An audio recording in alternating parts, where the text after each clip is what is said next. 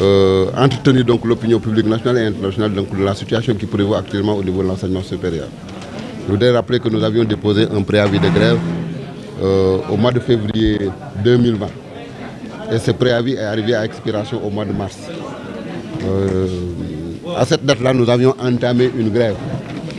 Mais comme le président de la République a été informé donc, de la situation, il s'était impliqué pour nous permettre donc, de dépasser une des questions qui étaient les plus difficiles, c'est-à-dire la signature du décret organisant le fonctionnement des universités. Ce décret a finalement été signé le 23 avril 2020. Mais il y a eu entre-temps l'avènement de la Covid-19 qui a fait que les universités et les écoles étaient fermées. Donc les enseignements n'étaient plus en présentiel. Certaines universités donc, faisaient des cours à distance. Et en tant que patriotes, nous avions décidé d'abord de nous impliquer dans la réponse contre cette maladie, qui est donc la Covid-19, à travers d'abord la mobilisation de nos militants, chacun dans son domaine, pour pouvoir participer à cette riposte. Mais également, nous avions mobilisé également des ressources matérielles, financières, pour pouvoir participer à hauteur de presque 11 millions à 12 millions dans cette riposte-là. En plus de ça, nous avions décidé de mettre en veilleuse toutes nos revendications, mais en exhortant quand même le ministère de l'Enseignement supérieur, de la Recherche et de l'Innovation de profiter donc de cette pause, entre guillemets, pour pouvoir en tout cas trouver une solution aux nombreuses difficultés que l'on rencontre dans le sous-secteur de l'enseignement supérieur. Et malheureusement, on a beaucoup plus senti un peu de dilatoire plutôt qu'une volonté pour aller directement régler ces questions-là. C'est pourquoi aujourd'hui, nous nous levons pour rappeler au ministère de l'Enseignement supérieur que les 4 points de revendication qui étaient inscrits dans la plateforme revendicative du SAES restent d'actualité. Parmi ces points, bien sûr, il y a la question relative au texte de gouvernance des universités. C'est vrai, le décret d'application de la loi cadre a été voté, mais tous les textes qui organisent aujourd'hui le fonctionnement des universités, l'arrêté ministériel qui doit permettre donc de fixer les modalités de désignation des représentants dans les conseils d'administration et académique, ces textes-là, et en plus également le décret qui organise le processus de désignation des recteurs, tous ces textes-là sont encore en souffrance au niveau du ministère. Et donc, nous ne pouvons plus continuer à attendre pendant plus de 5 ans ou 6 ans que ces textes-là ne soient pas adoptés. Il faut impérativement que ces textes-là puissent être disponibles pour que les universités puissent fonctionner dans la parfaite légalité. Ça, c'est la première des choses. Ensuite, il y a eu, bien sûr, le processus d'orientation des bacheliers. Parce que nous le rappelons, toutes les difficultés que nos universités connaissent aujourd'hui entre 2019 et 2020 découlent tout simplement d'un dysfonctionnement dans le processus d'orientation des bacheliers. Mais nous avions demandé, nous avions convenu avec le gouvernement, avec le ministère, de procéder à un audit du fichier, donc de l'audit de Campusen, pour pouvoir trouver quelles étaient donc les failles qu'on pouvait y retrouver et ensuite essayer donc d'apporter des solutions à ces dysfonctionnements. Mais jusqu'au moment où je vous parle, il n'y a eu aucun audit donc, de ce fichier, de Campusen, et aucune disposition en tout cas n'est prise aujourd'hui pour pouvoir permettre donc de dépasser cette situation. L'autre élément, bien sûr, ce sont les infrastructures. Ça, nous ne cessons de le rappeler. Les infrastructures sont là depuis 5 ans, plus de 5 ans. Et ces infrastructures plombent aujourd'hui l'envol des universités, notamment parce que ces infrastructures étaient dimensionnées pendant une période. Aujourd'hui, nous avons même dépassé ces périodes-là. Ça veut dire que donc, même les dimensionnements qui ont été opérés à cette époque-là pour permettre donc, de construire ces infrastructures-là sont dépassés aujourd'hui. Donc, nous avons besoin impérativement que ces infrastructures-là soient livrées.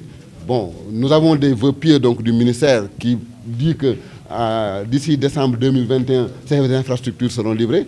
Mais maintenant, nous voulons croire à ce que nous voyons. Alors, le dernier point est relatif à la question donc, de la recherche. Aujourd'hui, l'avènement de la Covid-19 nous a montré qu'il faut savoir compter sur soi. Le compter sur soi est devenu une exigence. Et tous les pays aujourd'hui qui se sont développés sur la base, tout simplement, en tout cas, d'un intrant. En tout cas, il y a eu un intrant extrêmement important dans le processus de développement, et cet intrant-là, c'est la recherche. Et aujourd'hui, l'avènement de la Covid-19 nous a rappelé la nécessité de prendre en charge cette problématique-là et d'en faire un véritable, une véritable question de développement pour notre pays.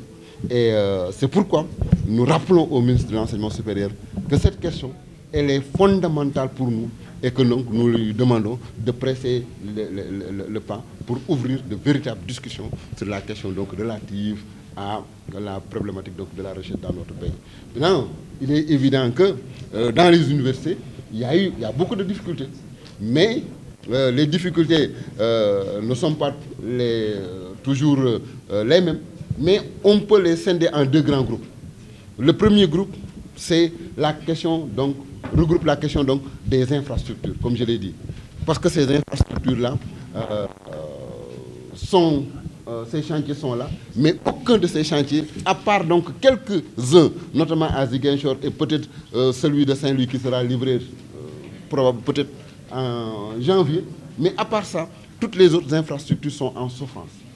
Et donc, ça également, ça a un impact négatif sur l'enseignement, parce que nous sommes obligés d'avoir donc des emplois de temps surréalistes pour pouvoir juguler ce manque d'infrastructures, mais également ce manque de ressources humaines. Ça, c'est le premier point. Et le deuxième point est relatif au budget des universités. Et je rappelle que l'année dernière, le ministère de l'Enseignement supérieur avait ouvert, le gouvernement par le biais donc, du ministère avait ouvert 200 postes. Et ces 200 postes ont été répartis suivant donc, les différentes universités. Mais le ministère de l'Enseignement supérieur avait bien dit qu'il ne donnerait aucun sou à aucune université tant qu'il n'aurait pas la notification donc, des recrutements. Ce qui a été fait. Les universités ont recruté. Bambey a recruté, Ziguinchor a recruté. Thiès, toutes les universités ont recruté. Et les arrêtés, Dakar, il y a certains recrutements qui sont opérés, d'autres sont en cours. Mais toutes les universités qui ont recruté ont envoyé donc les procès, disons les arrêtés de notification de ces recrutements au ministère de l'Enseignement supérieur. Mais jusqu'au moment où je vous parle, il n'y a aucune prise en charge financière donc de ces postes. Ce qui veut dire que, mais en 2021, mais nous allons avoir d'énormes difficultés parce que ces collègues-là, il faudra qu'on les paye. Il y a certaines universités, par exemple, qui disent que le recteur, certains directeurs disent qu'eux, ils ne vont pas signer donc, de certificat de prise de service tant que l'argent notifié n'est pas rentré dans leur compte. Et ça va créer des problèmes. Donc, je voudrais tout simplement donc, rappeler à l'opinion que nous nous sommes décarcassés. Les enseignants ont tout fait pour rattraper l'année universitaire 2019-2020. Et je voudrais rappeler que le ministre le sait, qu'en Afrique, le Sénégal et le Maroc sont les seuls pays qui aujourd'hui sont en avance dans le processus de rattrapage de l'année universitaire 2019-2020. Nous sommes pratiquement presque à la fin de l'année universitaire 2019-2020. Mais l'année universitaire 2020-2021 ne démarrera pas normalement tant que ces questions qui sont en suspens ne sont pas réglées. Et ça également, il faut que l'opinion sache que s'il y a des perturbations, que nous n'en sommes pas comptables. Parce que tout ce que nous disons ici, ce n'est pas des questions de financières. Ce sont des questions d'ordre, disons, organisationnel et tout simplement donc de la mise en place de dispositifs réglementaires, notamment donc des textes, pour permettre aux universités de fonctionner correctement et de permettre également à la recherche d'être structurée et de pouvoir prendre son envol. Voilà un peu les difficultés, en tout cas, auxquelles nous sommes confrontés. Et donc, la balle est dans le camp donc, du ministère de l'Enseignement supérieur de la Recherche et de l'Innovation. Si il le veut, nous allons vraiment avoir 2020-2021 qui démarrera vraiment en paix. Mais s'il veut également autre chose, mais il aura autre chose également.